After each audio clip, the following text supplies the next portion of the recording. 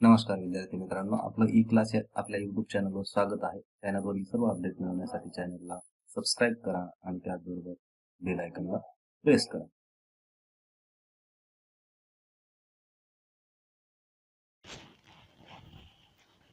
आज 19 जानेवारी 2019 या आजच्या वर्तमानपत्रांचा आपण परीक्षेच्या दृष्टिकोनातून थोडक्यात विश्लेषण करून काही न्यूज पाहूयात.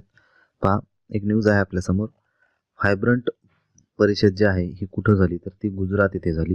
आणि या परिषदेच्या माध्यमातून भारताचे पंतप्रधान नरेंद्र मोदी यांनी एक मंत्र दिलेला आहे. तो मंत्र म्हणजे reform, perform, transform and further perform असा मंत्र देशाच्या प्रशासनाला नरेंद्र मोदी यांनी दिलेला आहे.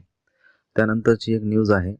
आगरकरांचा जो पुतळा आहे त्याची विटंबना झालेली आहे. ती कुठं झाली, तर त्यांचं जन्मगाव जे आहे टेंभू, तालुका कराड, येथे ही विटंबना झालेली आहे. त्यांचा जन्म कधी झाला होता, तर 14 जुलै 1856 रोजी झाला होता. आता या न्यूजच्या अनुषंगानं समाजसुधारक या घटकातील आगरकरांची संपूर्ण माहिती आपण मिळवणं आवश्यक आहे.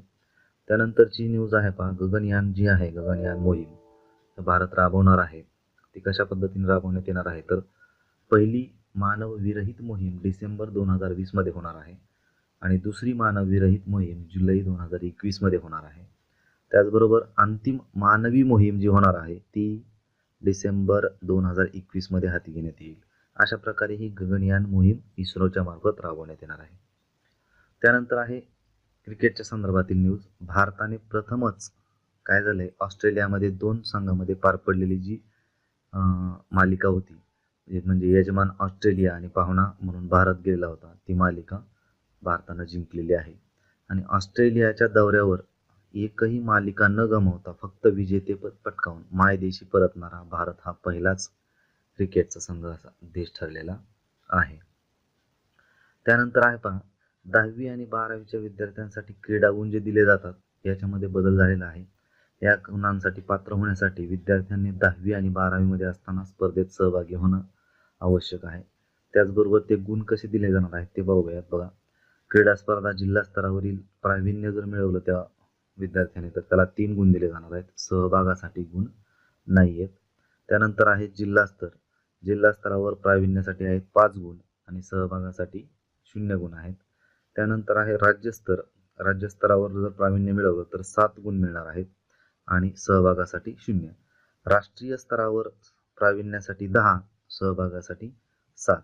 त्यानंतर आहे ऑलिम्पिक, आशियाई आणि राष्ट्रकुल स्पर्धांमध्ये प्रावीण्य जर मिळवलं तर 25 गुण आणि सहभागासाठी 20 गुण. त्याचबरोबर आहे आंतरराष्ट्रीय स्पर्धा. आंतरराष्ट्रीय स्पर्धेमध्ये प्रावीण्यासाठी आहेत 20 गुण आणि सहभागासाठी आहेत 15 गुण. त्यानंतर आहे आंतरराष्ट्रीय शालेय स्पर्धा. तर आंतरराष्ट्रीय शालेय स्पर्धेसाठी प्रावीण्य गुण आहेत 15 प्रावीण्य मिळवल्यानंतर आणि सहभागासाठी आहेत 20. त्यानंतरची न्यूज आहे, लातूरमध्ये एका ध्वजाचं विनोद तावडे यांच्या हस्ते लोकार्पण झालेलं आहे. तो जिल्हा क्रीडा संकुलावर ध्वज उभारण्यात आलेला आहे. त्याची उंची आहे 150 फूट. या अनुषंगाने देशातील सर्वात उंच असा राष्ट्रध्वज आहे तो आहे अट्टारी बॉर्डरला आणि त्याची उंची आहे 360 फूट.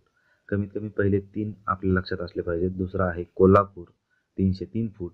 रांची येथे एक आहे, त्याची उंची आहे 293. त्यानंतर आहे हैदराबादच्या राष्ट्रध्वजाची उंची आहे 291 फूट आणि रायपूरच्या 269. पहिले 3 लक्षात ठेवले तरी हरकत नाही. त्यानंतरची एक आपल्या भारतामध्ये जी राबवली जाणारी योजना आहे आयुष्यमान भारत, या आरोग्याच्या संदर्भात आहे आणि या योजनेचं जे बिल गेट्स आहेत मायक्रोसॉफ्टचे अध्यक्ष यांनी कौतुक केलेलं आहे. ही योजना सुरू झाल्यापासून अवघ्या 100 दिवसामध्ये 6,85,000 लाभार्थ्यांनी या योजनेचा लाभ मिळवलेला आहे.